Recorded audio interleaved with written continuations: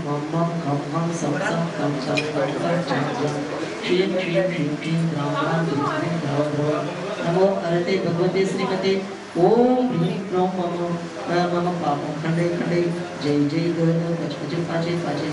ओम नमो अरम चम क्षीम क्षीम हम सम चम क्रों ह्रयस चाम क्षीम क्षूम क्षीम क्षूम क्षूम क्षम क्षीम राम ह्रीं ह्रूं ह्रीं ह्रूं ह्रव राम ह्रीं ह्रव ह्रव। नमो अरते भगवते श्रीमते श्री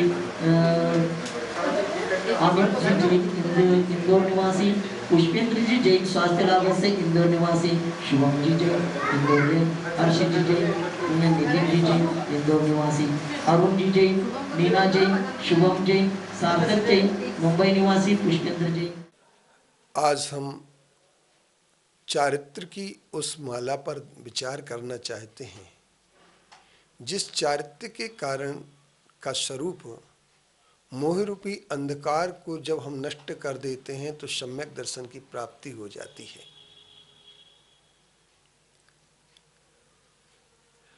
और उसी के बाद जब हम तत्वों का बोध प्राप्त करते हैं तो वह सम्यक ज्ञान बन जाता है। लेकिन राग और द्वेष की निवृत्ति के लिए जो कुछ भी किया जाता है वह सम्यक चारित्र होता है। राग और द्वेष निकालने के लिए हमारे लिए प्रयत्न होते हैं। उन प्रयत्नों को हम जब करते हैं तो सबसे पहले हमारे सामने यह बात आती है कि ये राग द्वेष निकाले कैसे जाएं, और इन राग द्वेषों का कहाँ से अवतरण हमारे यहाँ हो जाता है, हमारी आत्मा में राग द्वेष कहाँ से आ जाते हैं, ये विकारी परिणाम आखिर आते कहाँ से हैं।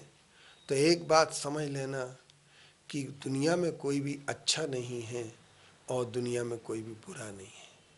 लेकिन हम अपने अज्ञान के कारण से, अपने प्रमाद के कारण से, अपनी अवधारणा के कारण से हम किसी भी वस्तु को अच्छी और किसी वस्तु को बुरी मान लेते हैं। जो वस्तु हमें अच्छी लगती है हम उसके प्रति लगाव कर बैठते हैं, उस लगाव का नाम ही राग द्वेष है। और जब हम किसी वस्तु को बुरी मान लेते हैं तो वही वस्तु के प्रति हम अलगाव पैदा करते हैं। यह अलगाव का नाम द्वेष होता है। और इन राग और द्वेष के कारण से ही हमारा चरित्र होता है, चरित्र दूषित होता है, चारित्र समाप्त होता है। इसलिए आचार्य कुंद कुंद देव ने अपने प्रवचन सार की 6वीं गाथा में कहा है कि चारित्रम खलु धम्मो धम्मो जो सो समुत्ति निदिठो मोह खोय भीनो परिणामो अपनो जोहु समो। चारित्र ही धर्म है, और वह धर्म जो होता है, जो चारित्र होता है, वह समता परिणाम के कारण से आता है। और जब हमारे अंदर का मोह और क्षोभ समाप्त हो जाता है तभी जाकर के हमारे अंदर चारित्र प्रकट होता है। और यही चारित्र हमारे लिए जीवन में महत्वपूर्ण बन जाता है, क्योंकि चारित्र ही धर्म है, चारित्र के सिवा कोई धर्म नहीं है।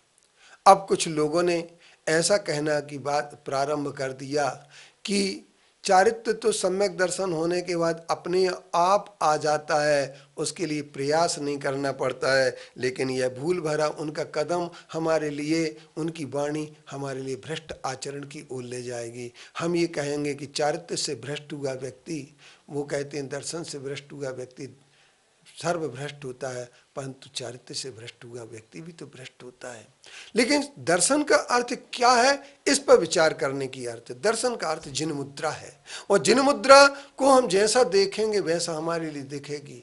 तो जिन मुद्रा होती है हमारी, वही जो निर्विकार हो, प्रकृति निर्दोषता, प्रकृति रूप से जिसके निर्दोषपना हो, जिसके किसी प्रकार का अंबर ना हो, कपड़ा ना हो, आडंबर ना हो, न वस्त्र हो, न शस्त्र हो, न अस्त्र हो, जो अस्त्र वस्त्र शस्त्र से रहित होता है, वही हमारा जिन मुद्रा का स्वरूप होता है। हाथ नीचे लटकाए हुए या हाथ पर हाथ रखे हुए जिनके प्रकृति रूप है, जिस उस प्रकृति रूप को अगर हम देखते हैं तो सही चारित्र का हमारे लिए एक प्रेरक स्वरूप मिलता है।